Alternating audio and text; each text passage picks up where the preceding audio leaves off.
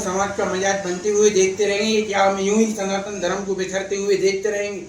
आज ये सवाल मैं नहीं, सनातन धर्म पूछ रहा है। जैसा कि राधे राधे मित्रों, आज की हम इस वीडियो में बात करने वाले हैं कि अभी 4 दिन पहले इटावा कांड हुआ, जिसमें यादव बनाम ब्राह्मण ऐसे स्थिति पैदा हो गई। कई जातिवादी नेताओं ने सनातन धर्म को तोड़ने की कोशिश की, बाबाओं पर आपत्तिजनक टिप्पणी की गई, लेकिन अब जब ये मामला सामने आया है तो सनातन धर्म पूछ रहा है उन लोगों के कि अगर आप मेरे इतने ही हितैषी है तो अब आपके मुंह में दही क्यों जमा हुआ है? जैसा कि मैं बात कर रहा हूँ अखिलेश यादव जैसे नेताओं की। इटावा कांड हुआ, लोगों में आक्रोश था।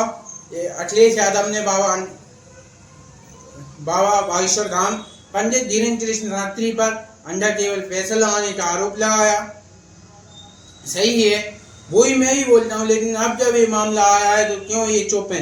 क्योंकि ये किसी पादरी का मामला है, क्योंकि ये किसी अन्य धर्म से जुड़ा हुआ मामला है। जैसा कि मैं बात कर रहा हूँ यूपी के बलरामपुर के रहने वाले एक मुस्लिम व्यक्ति की, जिसने हिंदू पद्धति द्वारा बनाए गए आश्रम से जबरन धर्म परिवर्तन का रैकेट चलाया। विदेशी फंडिंग के आधार पर विदेशों से जो पैसा दिया गया कि जो सनातन में है कि को टारगेट करो, ज़्यादा से ज़्यादा ईसाई और मुस्लिम धर्म फैलाओ।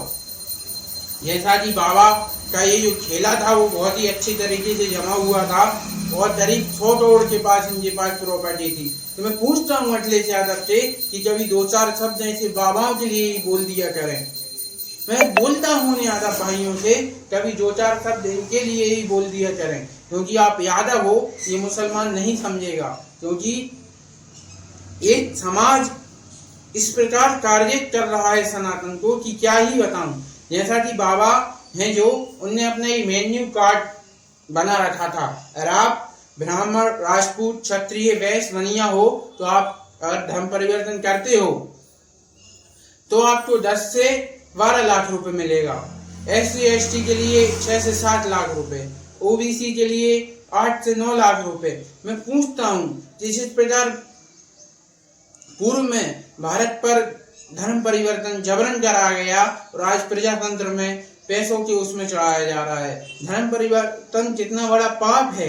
और जैसा कि हम ऐसे लोगों को आगे बढ़ा रहे हैं, मैं सिर्फ इतना चाहता हूँ कि भगवत गीता जो भी पढ़े लेकिन योग्य व्यक्ति पढ़े, ना कि अयोग्य व्यक्ति पढ़े। जैसा कि अभी ये हैं, आज ये मुस्लिम व्यक्ति हैं, वे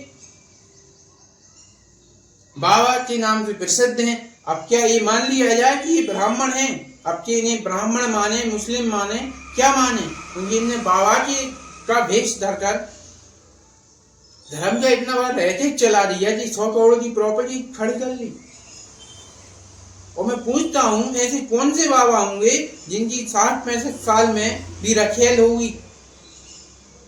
और हम और आप इसी में बीते हुए हैं कि हम जाट हैं, हम गुर्जर हैं, हम क्षत्रिय हैं। मैं पूछता हूँ अगर ऐसे ही बाबा देश में रहे तो क्या आप जाट, गुर्जर, क्षत्रिय, ब्राह्मण रह पाएंगे? मैं पूछता हूँ उन लोगों से जो जात की राजनीति करते हैं, आपस में लड़ाते हैं, सनातन धर्म में जात के आधार पर तोड़ने की कोशिश करते हैं। यह धर्म की परिवर्तन होता रहा कि क्या आपकी जनसंख्या बचेगी? फिर आप बोल पाओगे मैं जाट हूँ?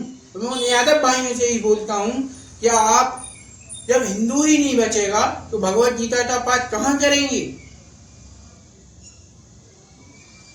हमने पूर्व में भी देखा कि जब इस भारत में मुगलों ने शासन किया तो आपको जजिया कर देना पड़ता था, जो कि धर्म के नाम पर क्या था, जब आप भगवत गीता का पाठ कर पाते थे।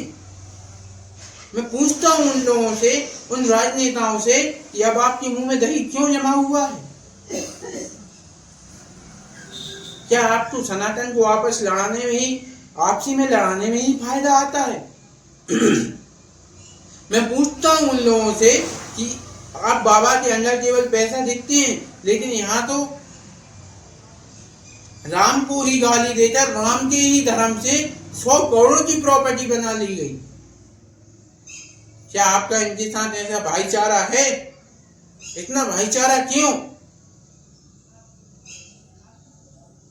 और जैसा कि ये जो मामले हैं इनमें हम देखते हैं कि ज्यादातर अन्य धर्म के लोग बाबा का भेष बनाते हैं और सनातन धर्म को बदनाम करते हैं और सनातन धर्म से ही कमाते हैं और बाद में सनातन धर्म को ही गाली देते हैं। तो हमें देखना होगा कि ऐसे लोग इस धरती पर रहते हैं कि सनातन धर्म बच पाएगा, कि हम बोल पाएंगे कि नहीं मैं ब्राह्मण हूँ, मैं यादव जी के यहाँ नहीं जाऊंगा? क्या मैं बोल पाऊंगा कि नहीं मैं जाटव जी के यहाँ नहीं जाऊंगा क्योंकि मैं ब्राह्मण हूँ? जब धर्म ही नहीं बचेगा, भगवत गीता ही नहीं बचेगी, भगवत गीता का पाठ कराने वाले ही नहीं बचेंगे, तो आप करोगे कहाँ?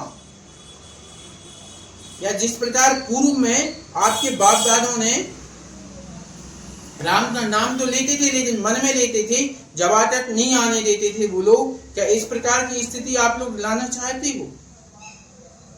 आज सनातन धर्म का दिनों दिन क्षीण हो रहा है, दिनों दिन इस पे वीडियो बनाई जा रही है। मैं उन समस्त यूट्यूबरों से पूछना चाहता हूँ, क्या सनातन धर्म को स्पोर्ट किया जा सकता है? मुस्लिम धर्म को नहीं, ईसाई धर्म को नहीं, और किसी धर्म को स्पोर्ट क्यों नहीं किया जा सकता है? क्योंकि इस्लाम धर्म में भी मुझे हजारों बुराइयां दिखती हैं, ईसाई धर्म में भी मुझे हजारों पाखंडवाद दिखता है। आप जैसा मुस्लिम धर्म की बात करो तो मुस्लिम धर्म में तो क्या ही बताऊं मैं। ईसाई धर्म की बात करो तो उनका ये कहना है कि हमारे भगवान ने पानी को वाइन बना दिया। ये पाखंडवाद नहीं है क्या? सनातन धर्म में ही क्यों पाखंडवाद है? सनातन धर्म में पाखंडवाद है और किस प्रकार का पाखंडवाद है? जो भी हुआ है वो लिखा है व्यवस्थित, लेकिन क्या कोई आदमी पानी से दारू बना सकता है? क्या बना सकता है? वाइन बना सकता है? और जब भी उंगलियां उठती हैं जो सनातन धर्म पर ही उठती हैं, क्योंकि प्रोपेगेंडा है जो कि विदेशों से पैसा आता है और धर्म परिवर्तन कराकर सनातन धर्म को क्षीण किया जा रहा है। आप और हम सब इसी में बैठे हैं कि हम जाट हैं, हम बनिया हैं, हम गुजर हैं, हम ये हैं, हम वो हैं, लेकिन आप इन जातियों का करोगे क्या जब आप पर एक आपका राजा ही ऐसा हुआ जिसे धर्म प्रिय नहीं हुआ?